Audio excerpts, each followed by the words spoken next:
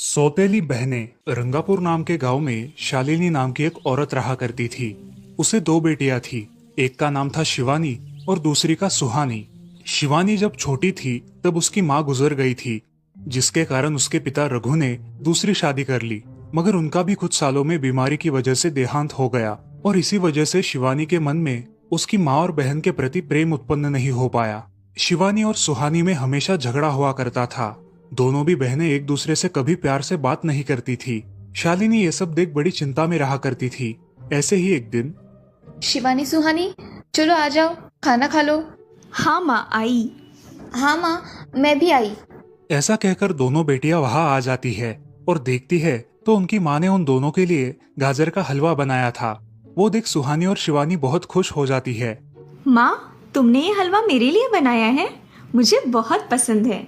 मुझे पता है कि मेरी दोनों बेटियों को हलवा कितना पसंद है, इसीलिए तो मैंने तुम दोनों के लिए हलवा बनाया है। और मेरे लिए माँ? अरे हाँ बेटी, मैंने तुम्हारे लिए भी बनाया है। चलो अब जल्दी से खा लो, तुम दोनों को कॉलेज भी तो जाना है ना। जी माँ, मैं ये कटोरी ले लूँ? मुझे जल्दी पहुँचना है कॉलेज में। हाँ ले लो। और सुहानी, तुम ये वाली कटोरी ले लो। जी माँ। दोनों भी हलवा खाती है और एक दूसरे की ओर बहुत गुस्से से देखकर वहां से चली जाती है। वो दोनों भी कॉलेज में एक साथ पढ़ा करती थी। फर्क सिर्फ इतना था कि शिवानी 3rd ईयर में थी और सुहानी 1st ईयर में। उन दोनों में 2 साल का अंतर था। फिर भी दोनों में हमेशा नोकझोंक हुआ करती थी, जैसे कि वो दोनों एक दूसरे की दुश्मन हो। ऐसे ही एक दिन, दीदी, मेरी कॉलेज की ट्रिप जाने वाली है। तुम्हारी भी ट्रिप जाने वाली है क्या? हाँ, मेरी भी जाने वाली है, मगर मेरा जाने का मन नहीं है। क्यों दीदी? क्योंकि वहाँ पे तुम हो। मुझे भी कोई शौक नहीं है तुम्हारे साथ आने का। मैंने ऐसे ही पूछ लिया। मैं जा रही हूँ। शिवानी और सुहानी एक दूसरे की ओर मुंह फेर कर वहां से चली जाती है। अगले दिन दोनों भी कॉलेज में जाती है। तब उनके टीचर उनसे पूछते हैं, शिवानी, तुम कॉलेज की ट्रिप में आने वाली हो? जी सर, मैं आने वाली हूँ। ठीक है, मैं तुम्हारा नाम लिखवा देता हूँ। जी सर। ऐसा बोलकर टीचर ट्रिप के लिए जाने वाले विद्यार्थियों की लिस्ट बना लेते हैं। घर आकर शिवानी और सुहानी ये बातें अपनी माँ को बताती है। सुहानी, शिवानी, तुम दोनों ट्रिप के लिए जा रही हो, मगर वहां जाके झगड़ा मत करना, नहीं तो ट्रिप पे जाने की कोई ज़रूरत नहीं है। नहीं माँ, हम झगड़ा नहीं करेंगे। हाँ माँ, हम झगड़ा नहीं करेंगे। तो फिर ठीक है, तुम दोनों जाओ। ये लो ट्रिप के लिए पैसे, और बाकी के ये तुम्हारे पास ही रखना। माँ, हम कल जाएंगे और 2 दिन के बाद वापस आएंगे। ठीक है, चलो अब सो जाते हैं, कल तुम दोनों को निकलना है। अब वो सब खाना खाकर सो जाती है। अगले ही दिन सुबह उठकर वो दोनों भी अपने अपने बस में बैठकर ट्रिप के लिए निकल जाती है और इधर शालिनी अपने काम में व्यस्त हो जाती है। ऐसे ही कुछ देर बाद शालिनी को शिवानी का फोन आता है। माँ, हम दोनों यहाँ ट्रिप की जगह पहुँच गए हैं। अच्छा बेटी, तुम दोनों ठीक हो ना? हाँ माँ, मैं रखती हूँ, हमें यहाँ अलग अलग स्पॉट देखने जाना है। ठीक है, और जब वक्त मिले तो फ़ोन कर देना। हाँ माँ, अपना और सुहानी का ख्याल रखना। हाँ माँ। फोन रखने के बाद शिवानी और उसके क्लास के सारे दोस्त वहाँ की एक जगह देखने जाते हैं। सुहानी भी उसके क्लास के साथ एक दूसरी जगह देखने निकल जाती है। सारे बच्चे एक साथ घूमकर वापस आते हैं।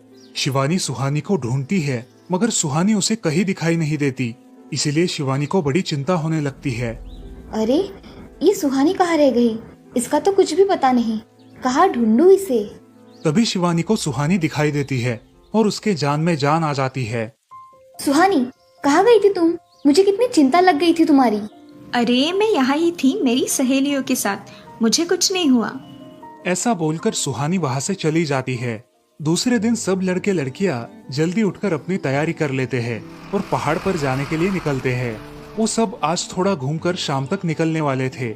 सब विद्यार्थी एक हिल स्टेशन देखने चले जाते हैं। शाम होने तक उस पहाड़ी का मजा उठाते हैं, लेकिन सुहानी बिना किसी को बताए उस पहाड़ी के एक अनजान हिस्से में चली जाती है। वहाँ का मनमोहक दृश्य देखते देखते गलती से उसका पैर फिसल जाता है और वो वहाँ से नीचे गिर जाती है। शाम हो जाने के कारण सभी विद्यार्थी वहाँ से निकलने लगते हैं और यहाँ सुहानी एक पेड़ के सहारे उस पहाड़ी की चोटी पर लटकी रहती है। शिवानी सभी विद्यार्थियों में अपनी बहन को ढूंढती है, लेकिन वो उसे कहीं नहीं मिलती। सुहानी को ढूंढते ढूंढते शिवानी वापस उसी पहाड़ी के पास आती है और उसे आवाज लगाती है। सुहानी, सुहानी कहाँ हो तुम? दीदी मैं यहाँ हूँ, बचाओ मुझे, मैं यहाँ हूँ। सुहानी की आवाज की ओर जाते ही उसे पता चलता है कि सुहानी पहाड़ी पर लटकी है। ये सब देखकर शिवानी बहुत घबरा जाती है। शिवानी अपनी पूरी ताकत लगाकर उसे ऊपर खींच लेती है। तुम यहाँ क्यों आई थी? अगर तुम्हें कुछ हो जाता तो मैं क्या करती? माँ को क्या जवाब देती? दीदी मेरा पैर फिसल कर मैं वहाँ गिर गई। मैंने बहुत आवाज दी मगर मेरी आवाज किसी ने नहीं सुनी। तुम ढूंढती हुई आई और मुझे बचा लिया। तुम दुनिया की बेस्ट दीदी हो। हाँ सुहानी, चलो अब घर जाने के लिए देर हो जाएगी, बस निकल जाएगी। सुहानी को ऊपर खींचते वक्त शिवानी के हाथ पर बहुत सारे जख्म हो गए थे, इसीलिए सुहानी अपनी ओढ़नी फाड़कर उसके हाथ पे बांध देती है और अब वो दोनों बस के पास चले जाते हैं। क्या हुआ है शिवानी, हाथ से खून बह रहा है तुम्हारे? कुछ नहीं सर, मैं वहाँ पे गिर गई थी, अब मैं ठीक हूँ। टीचर और सारे छात्र गाड़ी में बैठकर घर जाने के लिए निकलते हैं। घर आने के बाद शिवानी सारी हकीकत अपनी माँ को बताती है और वो सब सुनकर माँ दोनों को गले लगाकर रोने लगती है।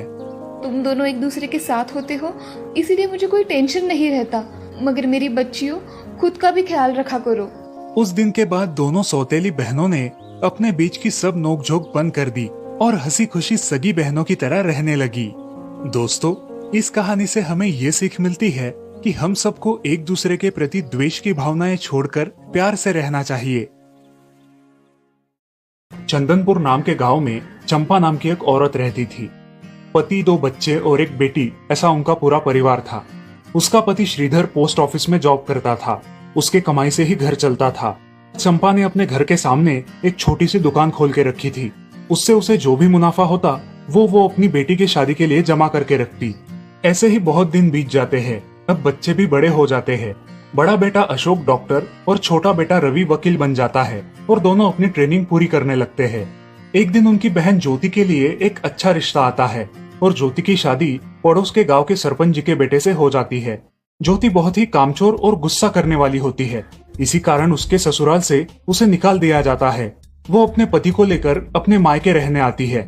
अब चंपा का जमाई दुकान चलाता है और चंपा और ज्योति आराम से वहाँ रहती है। अरे ज्योति, जरा अपने कामचोर पति को कुछ काम करना क्यों नहीं सिखाती हो? कुछ काम का नहीं है वो। अरे हाँ माँ, उनके पिताजी ने तो उन्हें ही घर से निकाल दिया और हमारे माथे मर दिया। जाने दो, पति है। माँ और बेटी इसी तरह तानेबाजी करती रहती। अब बड़े बेटे अशोक की शादी उन्हीं के गांव के एक लड़की से करा दी गई, लेकिन उस लड़की से भी चंपा बहुत काम करवाती और वो बेचारी सासू माँ का आदर करके सब काम चुपचाप करती थी। एक दिन वो काम करके थक गई और एक जगह पर बैठ गई।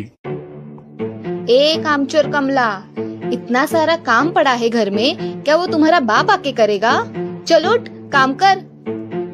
हाँ हाँ माँ जी, करती हूँ। ऐसा कह के कमला अपने काम पर लग जाती है और सारा काम खत्म कर देती है। चंपा अपने बेटे अशोक से घर आने के बाद चुगलियां किया करती थी। अशोक घर आकर कमला को बहुत भला बुरा कहता और कभी कभी तो उस पर हाथ भी उठाया करता था। ये सब रवि देखा करता था और रवि को बहुत बुरा लगता था। अशोक मारने आता तो रवि बीच में पड़ जाता और माँ बाप को डांटता था और वही झगड़ा खत्म हो जाता था। ऐसा बहुत दिन चलता रहा। रवि को रंजना नाम की एक लड़की बहुत पसंद थी, जो कि एक न्यूज रिपोर्टर थी। क्या तुम मुझसे शादी करोगी? मुझे तुम बहुत पसंद हो। हाँ, मगर रवि, तुम्हारे घर में तुम्हारी माँ का बर्ताव मुझे बिल्कुल पसंद नहीं है, इसीलिए पहले तुम इसका कोई हल निकालो। अरे रंजना, मैं हूँ ना तुम्हारे साथ, तुम्हें टेंशन की क्या बात है? मगर रवि, तुम भी अगर मुझे मारने पीटने लगे तो मैं तुम्हें कोर्ट में खींचूंगी। अरे हाँ बिल्कुल, वो तो तुम्हारा अधिकार है। अगले दिन रवि अपने घर में रंजना के बारे में बताता है। रवि की माँ चंपा उसे साफ मना कर देती है। रवि, तुम्हें कुछ समझ आता है या नहीं? अपनी बिरादरी की लड़की से शादी करो बेटा। इस घर में ये आखिरी शादी है और मेरे भी कुछ अरमान है बेटा। अजय, आप कुछ कहते क्यों नहीं? हाँ बेटा, तुम्हारी माँ सही कह रही है, तुम इसकी बात मान जाओ बेटा। नहीं पापा, मैं शादी करूंगा तो सिर्फ रंजना से, वरना मैं शादी नहीं करूंगा। सब चुप हो जाते हैं। अगले दिन रवि मंदिर से शादी करके घर आता है। सब अचरज से रवि की ओर देखते हैं और चुपचाप अपने कमरे में चले जाते हैं। कमला उन दोनों का स्वागत करती है और वो दोनों अपने कमरे में जाते हैं। कैसे लगा मेरा घर? अच्छा है, मगर सब मिलजुल के रहे तो और भी अच्छा होगा। रंजना, तुम्हें मेरी माँ को सबक सिखाना होगा, तभी घर के सारे सदस्य ठीक हो जाएंगे। ठीक है रवि, जैसा तुम चाहो। अगले दिन रंजना अपने घर के मंदिर में पूजा करने जाती है। तभी रुको, मेरे भगवान के मंदिर में तुम मत आओ, जाओ यहाँ से। ये कहकर सास रंजना को वहां से भगा देती है और घर के किसी भी काम को करने से मना कर देती है। तब क्या माँ जी, आज से मैं इस घर की बहू हूँ। इस घर पे मेरा भी उतना ही अधिकार है जितना कि आपका। क्या बोल क्या रही हो? निकल जाओ मेरे घर से। खबरदार अगर हाथ भी लगाया तो। पता है ना, मैं न्यूज रिपोर्टर हूँ। रातों रात खबर छाप दूंगी और कोर्ट के चक्कर लगेंगे वो अलग, समझिए आप। सास चुपचाप देखने लगी और उसकी बेटी और ससुर भी देखते ही रह गए। रंजना ने कमला से कहा, दीदी मुझे आपसे काम है, आप मेरे कमरे में आइए। और हाँ, आज से खाना ज्योति दीदी आप बनाएंगी। अरे माँ, तुम कुछ बोल क्यों नहीं रही हो? ये मुझे काम करने को बोल रही है। अजी सुनते हो, चलो मेरी मदद करो। हाँ आता हूँ। ज्योति किचन का काम करने चली गई और सास बाहर का काम करने लगी।